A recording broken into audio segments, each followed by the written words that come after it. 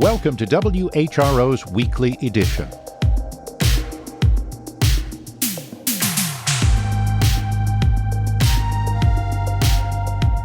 I'm Doug Boynton. In this week's program, climate change, poverty, and a challenging housing market all collide to create issues for Norfolk.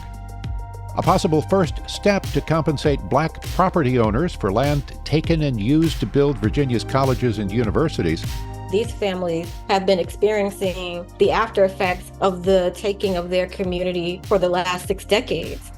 And WHRO military reporter Steve Walsh details how local sailors are participating in the largest NATO exercise since the Cold War. But first, this news update from NPR.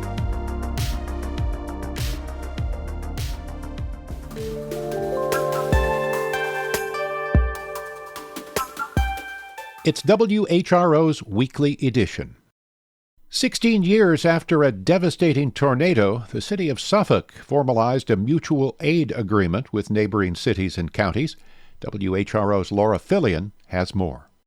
Suffolk has signed a new agreement with cities across the region to formalize the way their emergency services help each other when needed. When you're talking about a structure fire, particularly a commercial structure fire or even a residential structure fire, it's important to get manpower on scene as quickly as possible. That's Poquoson Fire Chief Mike Bryant. His department has been sending and receiving mutual aid with other cities for years. It's also not just fires. When a tornado hit Suffolk in 2008, Chesapeake and Portsmouth both sent first responders to assist as the result of those cities' existing agreements. The new agreement expands the number of departments who will send each other help.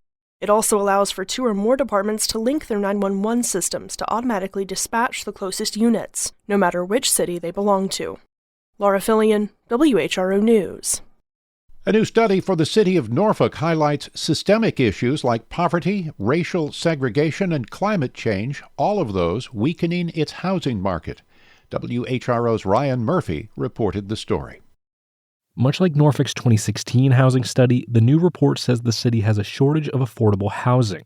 But conditions have changed, and now the city's facing a stagnation that's driving away its middle class. Here's Norfolk Councilman Tommy Smeagol. We focus on affordable housing, and we focus on brand new development on the oceanfront, but we never talk about middle class, which is generally the foundation of a city like ours. The report highlights specific obstacles to improving housing affordability in the city. A big one is residents and civic leagues who fight against affordable housing developments in their neighborhoods. Developers told researchers that was a huge reason affordable apartments only wind up in the city's low-income neighborhoods. Ryan Murphy, WHRO News. Virginia lawmakers approved a bill that makes removing abandoned boats easier for local officials. WHRO's Catherine Hafner has the details. Virginia says abandoned or derelict vessels are a growing problem in coastal waters. They can leak pollution and block navigation. Local governments currently have to apply for and get a title for abandoned vessels that they want to remove and destroy. Here's Rachel Peabody with the Virginia Marine Resources Commission last year. There's not a great infrastructure right now for a fast and streamlined way of attacking the issue. Lawmakers say the new legislation will simplify the process, allowing officials to get boats out of the water faster. Catherine Hafner, WHRO News. The Navy wants to privatize all barracks in Hampton Roads. It is a team report. First, WHRO military reporter Steve Walsh says it would be the largest project of its kind. Faced with a backlog of maintenance challenges, the Navy is looking at a private partnership to handle all of its housing for junior sailors in the area, says Leslie Gold, head of Navy Installations Command. The Navy is sitting on a vast array of infrastructure that needs maintenance and has a large backlog.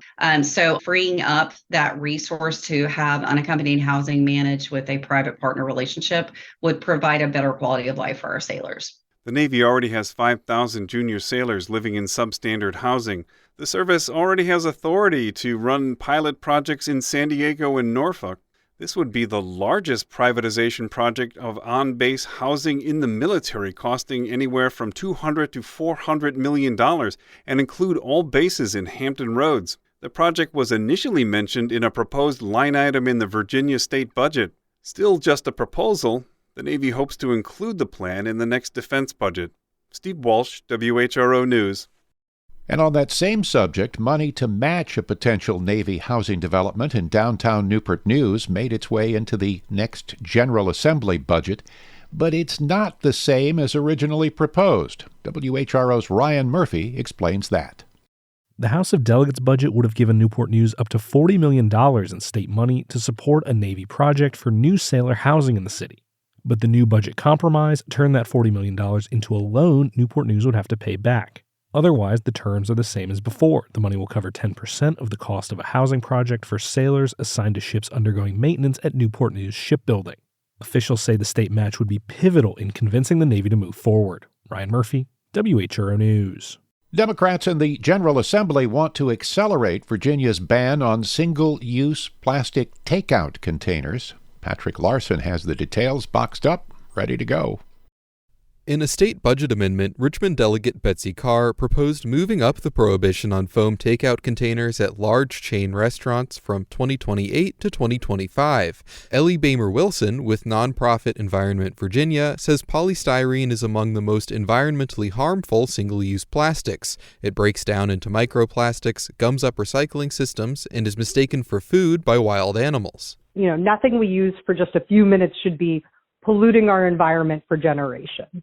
Tommy Herbert with the Virginia Restaurant, Lodging, and Travel Association says polystyrene is ideal for food service. It's sturdy, it insulates well, and it's cheap. Which, when you think about the fact that costs are rising for restaurant operators on a number of fronts concurrently right now, is just another piece of bad news that the restaurant industry doesn't need. Republican Governor Glenn Youngkin has the opportunity to approve or veto Carr's proposal before April 17th. Patrick Larson, VPM News.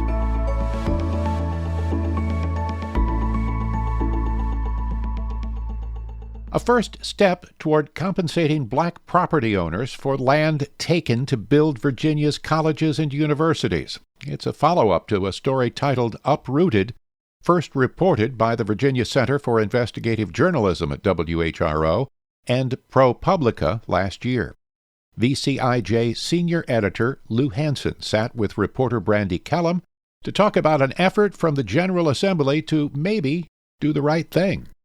Hi, this is Lou Hansen. I'm senior editor at the Virginia Center for Investigative Journalism at WHRO. Today, we're talking with Brandy Kellum, VCIJ and ProPublica lead reporter on our series Uprooted. Brandy, can you tell us a little bit about the study commission and what will it do?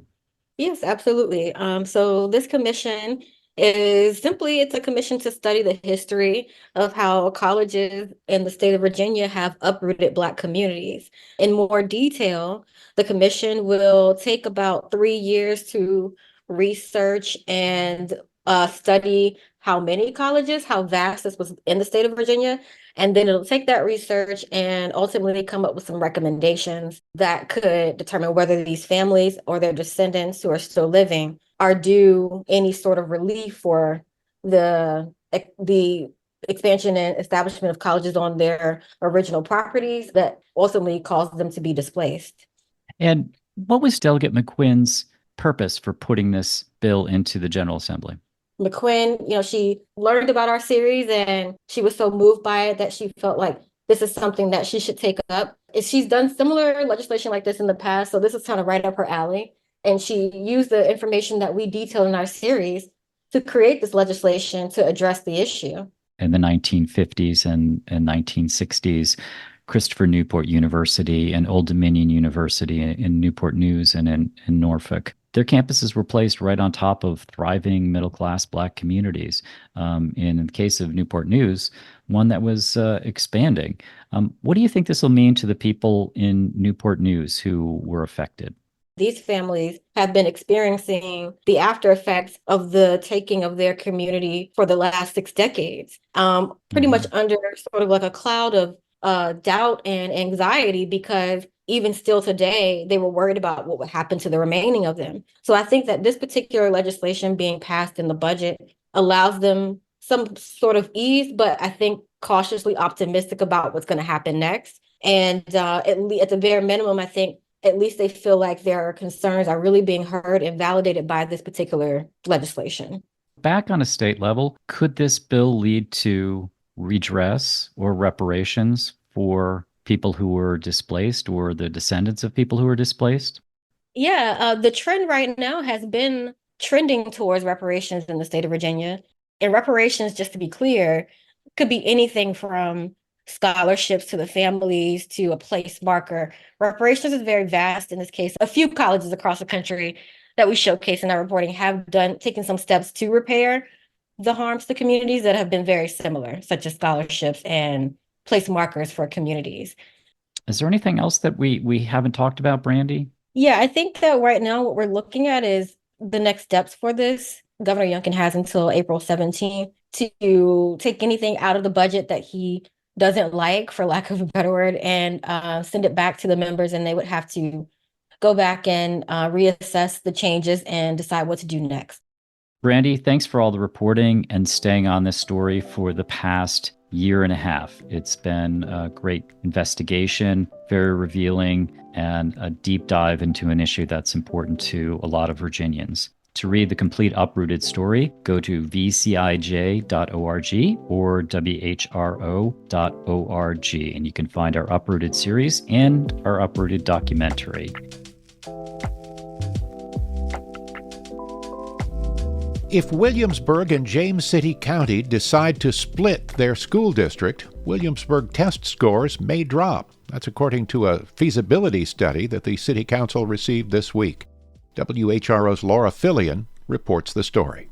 In state SOLs, James City County residents outperformed Williamsburg students in math, science, and reading. Williamsburg City Council member Stacey Kern-Shearer says she's not sure how the new information will affect the decision over whether to split. It is about making sure that our public school system is as strong as it can be. We are doing right by the kids, and how that ends up looking, we don't know yet. The council is asking the community for input, online and in person, at a March 26th meeting at James Blair Middle School in Williamsburg. Laura Fillion, WHRO News. Boats and troops from Joint Base Langley Eustis left Hampton Roads this week, headed for the coast of Gaza. WHRO military reporter Steve Walsh is back to report on the somewhat complex mission to deliver aid. Roughly 100 soldiers from Fort Eustis set sail for the eastern Mediterranean Tuesday, part of a group of 500 soldiers tasked with building a temporary pier to funnel much-needed humanitarian supplies to Gaza. Brigadier General Brad Hinson says they can fulfill the president's commitment to not put U.S. troops in Gaza. There will be no soldiers on the ground for the construction. That is 100% a true statement. And we can construct this pier without having U.S. soldiers to step foot on the beach or on the ground. 4 Army vessels left Tuesday and a 5th left over the weekend. It will take them roughly a month to reach the eastern Mediterranean. Hinson says it will take another 30 days to construct the mobile pier off the coast. The operation will still require a partner on the ground to receive that aid, which hasn't been determined. The mobile system can supply up to 2 million bottles of water or meals per day, significantly more than the airdrops currently underway. Steve Walsh, WHRO News. Virginia's new Clean Cars rules are taking effect. The new standards aim to reduce the climate impact of cars and trucks and tie Virginia's standards to California's. WHRO climate reporter Katherine Hafner explains. The standards require that by 2035, all new cars sold in Virginia must be electric. Vehicle emissions are the largest source of climate pollution in the state. The new standards require car manufacturers to transition to an all-electric lineup over the next decade.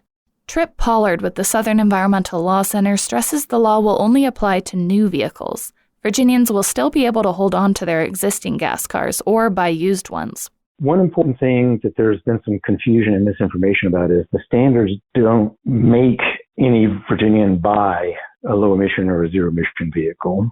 Virginia adopted the standards in 2021 under former Governor Ralph Northam. They're designed to increase the number of electric and hybrid cars and trucks over time. By 2026, 35% of new cars sold should be fully electric. Katherine Hafner, WHRO News. Governor Glenn Youngkin vetoed a bill that allows Virginia Beach to change its charter to reflect the reality of its court-ordered voting system. WHRO's Michelle Hankerson reported the story. Virginia Beach Senator Aaron Rouse carried the bill that would let the city change its charter to reflect how it conducts local elections following a federal court case. Rouse told Radio IQ's Brad Kuttner the city already complies with state law, legal precedent, and court orders. Youngkin's veto disrupts a simple process. The charter change is just the last piece to bring everything into alignment, so the amendment is really unnecessary. Virginia Beach has already held several elections under its 10-1 voting system. They changed it from an at-large system after court said that one diluted minority voting power. Lawmakers will return to Richmond in April for a veto session. If they have enough votes, they can override the governor's decision on bills. Michelle Hankerson, WHRO News. The governor also used his veto stamp on 8 bills late last Friday night, among them an effort that would have clarified how to take guns away from those convicted of domestic abuse. Advocates on both sides of the issue were surprised by the action. VPM's Brad Kuttner reported the story. Governor Glenn Youngkin's veto of Democratic Senator Barbara Favola's effort to clarify courts' authorities to remove firearms from domestic abusers was vetoed to, quote, avoid inadvertent compromises to public safety, the governor said Friday. But Favola pushed back on that assessment. We used to have bipartisan support on domestic violence and domestic abuse issues, but this seemed to be a very extreme position. Youngkin famously spurred an endorsement from the National Rifle Association while on the campaign trail, and even gun rights groups were a bit surprised when he vetoed those efforts Friday. Here's Phil Van Cleve from the Virginia Citizens Defense League. Basically, we were leaning positive, and now we're leaning way more positive. He is going to stand up for gun owners. Lori Haas is with the Johns Hopkins Center for Gun Violence Solutions, an advocate for more gun laws. She said the 2023 election that saw Youngkin lose Virginia's legislature to Democrats could repeat itself if he continues this veto trend. The voters will be extremely upset and extremely disappointed and blame not only the governor for vetoing the bills that got through, but blame those General Assembly members who vote no on these common sense measures. One bill that both sides agree on will offer up to $300 in tax rebates for Virginians who buy a gun safe or other storage device. That and a few dozen other gun bills are currently awaiting action, with a deadline of April 16th, the 17th anniversary of the Virginia Tech shooting that saw 32 people murdered. In Richmond, I'm Brad Kuttner. Hampton Roads Marines and sailors are in Europe for the largest NATO exercise since the Cold War. WHRO military reporter Steve Walsh says they're adding a larger Navy component to the expanding partnership. Steadfast Defender includes 90,000 troops from 32 countries. It's taking place across northern Europe as NATO flexes its combined muscle after the Russian invasion of Ukraine. Rear Admiral Benjamin Nicholson heads the Norfolk-based Expeditionary Strike Group 2. 40 naval vessels, over 80 aircraft, and 1,100 combat vehicles, all coming together in this operation that shows our interoperability with NATO. And the collective aim, obviously, is to prevent conflict. Nicholson has been in Norway for weeks, where over the weekend they wrapped up an amphibious operation, which included the Norfolk-based USS Gunston Hall. We've actually got a very large contingent of Marines from North Carolina that are ashore right now. Part of the training that they've been doing is how do you operate in the cold weather and the snow in the Arctic. Steadfast Defender runs through May. Steve Walsh, WHRO News.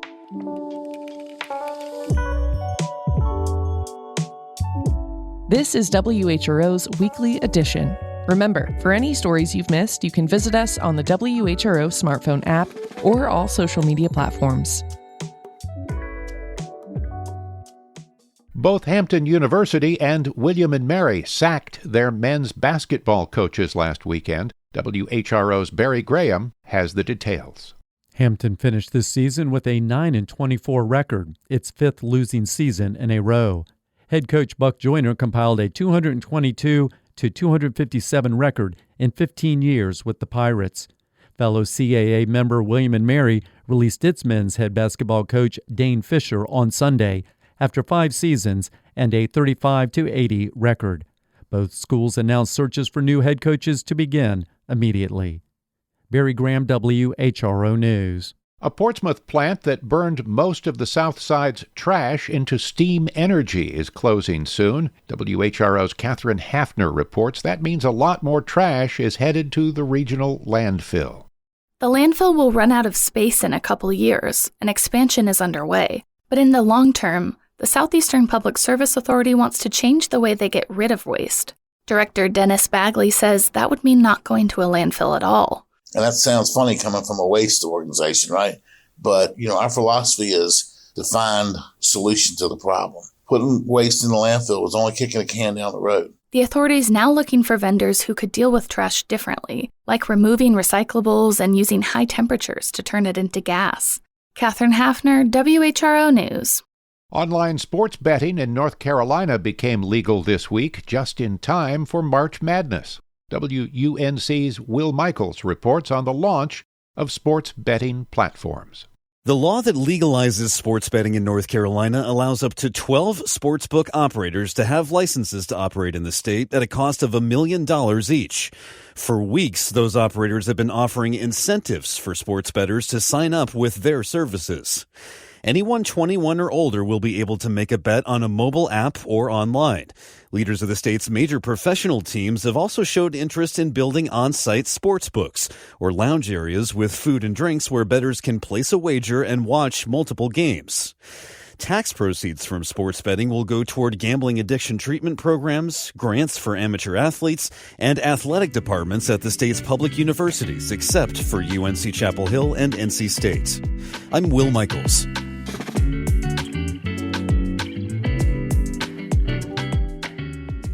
Finally, we get these all the time. The 10 best lists, the how does your state rank lists, and so when Yelp, the company that offers crowdsourced reviews and directions, mostly to restaurants, sent the top 100 seafood spots list, this one caught our eye. Because at number 1, there is a Virginia Beach restaurant that you might not think of right away unless you've eaten at Blue Seafood and Spirits before. Owner and executive chef Charles Thane says he was surprised when he got a call from the Yelp people. When I inquired to find out what it was about, they just said they were doing a story that we were going to be featured in, but I had no idea it was going to be something of this size.